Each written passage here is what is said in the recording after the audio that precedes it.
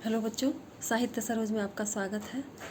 तो मैं आशा करती हूँ कि आप लोग बहुत अच्छे होंगे। जीवन में शिक्षा का बहुत महत्व है। हम लोग जानते हैं अशिक्षित रहना पशु के समान है। शिक्षा हम लोगों के जीवन के लिए प्रथम सोपान है। आगे जीवन के लिए निरंतर पढ़ते रहना और हर पल हर क्षण सीखते रहना, यही मानव जीवन का उद्देश्य होना चाहिए। तो बच्चों, मैं आशा करती हूँ कि तुम लोग निरंतर कुछ सीखने का प्रयास करते रहना। निरंतर प्रयास से तुम सफल हो सकते हो।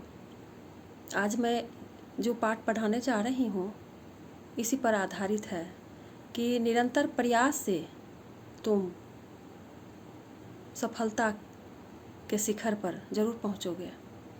तो आज किसलय भाग 2 वर्ग 7 पाठ 8 बचपन के दिन मैं लेकर आई हूँ, जो हमारे स्वतंत्र भारत के 11वें राष्ट्रपति APJ अब्दुल कलाम का जीवनी है।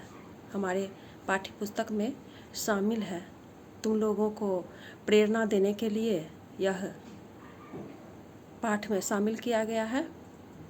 इसको पढ़ते हैं और इसमें जो दिया गया है उसको ध्यान से अपने चरित्र में उतारते हैं बच्चों। तो APJ अब्दुल कलाम को मिसाइल मैन भी कहा गया कि इन्होंने अपने भारत के लिए बहुत ही सराहनीय कार्य किए और दुनिया के पटल पर उजागर किए और अपनी महत्ता को समझाए कि हम भारतीय किसी से कम नहीं हैं। और हमारे स्वतंत्र भारत के 11वें राष्ट्रपति भी बने। तो इतने योग्य आदमी, इतने योग्य व्यक्ति हमारे देश में जन्म लिए, इनको कोटि कोटि नमन है बच्चों।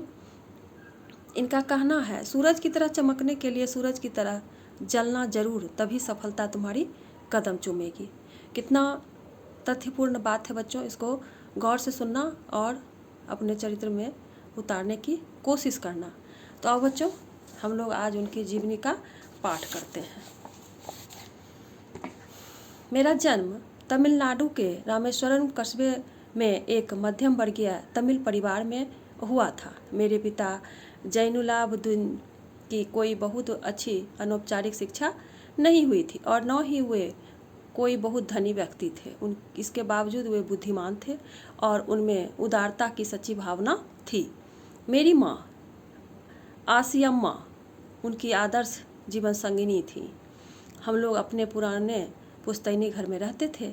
रामेश्वरम की मस्जिद वाली गली में बना यह घर पक्का और बड़ा था। बचपन में 3 पक्के मित्र थे, रामानंद शास्त्री, अरविंदन और शिव प्रकाशन। जब मैं रामेश्वरम की पाठशाला में 5वीं कक्षा में था, तब एक नए शिक्षक हमारी कक्षा में आए। मैं टोपी पहना करता था, जो मेरे मुसलमान होने का प्रतीक था।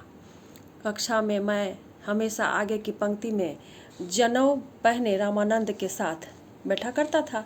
नए शिक्षक को यह हिंदू लड़के का मुसलमान लड़के के साथ बैठना अच्छा नहीं लगा। उन्होंने मुझे पीछे वाली बेंच पर चले जाने को कहा। रामानंद भी मुझे पीछे की पंक्ति में बैठा देखा तो काफ़ी उदास नजर आ रहा था। पाठशाला की छुट्टी होने पर हम घर गए और सारी घटना अपने घर वालों को बतलाई।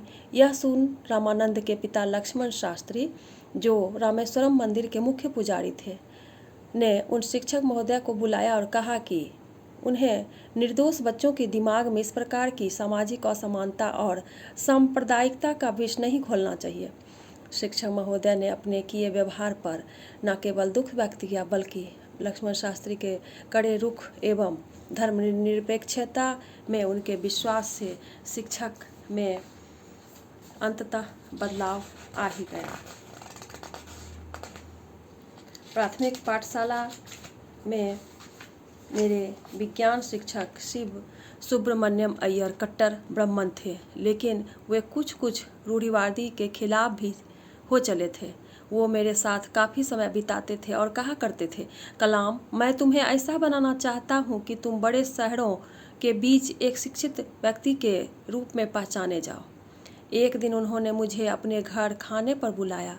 उनकी पत्नी इस बात से बहुत ही परेशान थी कि उनकी रसोई में एक मुसलमान को भोजन पर आमंत्रित किया गया है। उन्होंने अपने रसोई घर के अंदर मुझे खाना खिलाने से साफ इनकार कर दिया।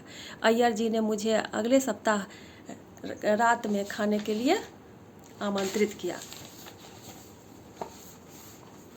मैं हिचकिचाहट को देखते हुए वो बोले मेरी हिचकिचाहट को देखते हुए वो बोले, इसमें परेशान होने की कोई ज़रूरत नहीं है। एक बार जब तुम व्यवस्था बदल डालने का फैसला कर लेते हो तो ऐसी समस्याएं सामने आती ही रहती हैं। अगले सप्ताह जब मैं उनके घर रात्रि भोज पर गया तो उनकी पत्नी ही मुझे रसोई घर में ले गई और स्वयं अपने हाथों से खाना परोसकर खिलाया। देखो बच्चों, परिवर्तन हुआ। 15 साल की उम्र में मेरा दाखिला रामेश्वरम के जिला मुख्यालय रामनाथपुरम स्थित चौराष्ट्र हाई स्कूल में हुआ। मेरे एक शिक्षक आया दुरै सोलोमन बहुत ही स्नेही और खुले दिमाग वाले व्यक्ति थे। वे सदैव छात्रों का उत्साह बढ़ाते रहते थे। रामनाथनपुरम में रहते हुए यदादुरै सोलोमन ने मेरे संबंध काफ़ी प्रगाढ़ हो गए थे। वे कहा करते थे, जीवन में सफल होना और परिश्रम प्राप्त करने के लिए तुम्हें 3 प्रमुख शक्तिशाली ताकतों को समझना चाहिए: इच्छा, आस्था और उम्मीदें। उन्होंने ही मुझे सिखलाया कि मैं जो कुछ भी चाहता हूँ पहले उनके लिए मुझे तीव्र कामना करनी होगी, फिर निश्चय रूप से मैं उसे पा सकूँगा। ये सभी छात्रों को उनके भीतर छिपी शक्ति और योग्यता का आभास कराते थे। वे कहा करते थे, निष्ठा एवं विश्वास से तुम अपनी नियति को बदल सकते हो। डॉक्टर APJ कलाम, उन्होंने खुद अपनी जीवनी को लिखा है। तो आओ बच्चों, शब्दार्थ की ओर चलते हैं। अनौपचारिक, विधिवत, दाखिला, प्रवेश, प्रशंसा, बड़ाई, जीवन संगनी, पत्नी, आस्था, विश्वास, धर्मनिरपेक्षता, धर्मों को समान रूप से देखना, पुश्तैनी, खानदानी, कामना, इच्छा, निर्दोष, दोष रहित, आभास, महसूस। तो बच्चे, कैसा लगा मेरा वीडियो? ज़रूर लाइक करना, शेयर करना, कमेंट करना, सब्सक्राइब भी करना और शुरू से लेकर अंत तक मेरे वीडियो को ज़रूर देखना। तब तक के लिए मैं आज्ञा चाहती हूँ। अगले वीडियो में मैं मिलती हूँ इसके प्रश्नोत्तरी के साथ। जय हिंद, जय हिंदी।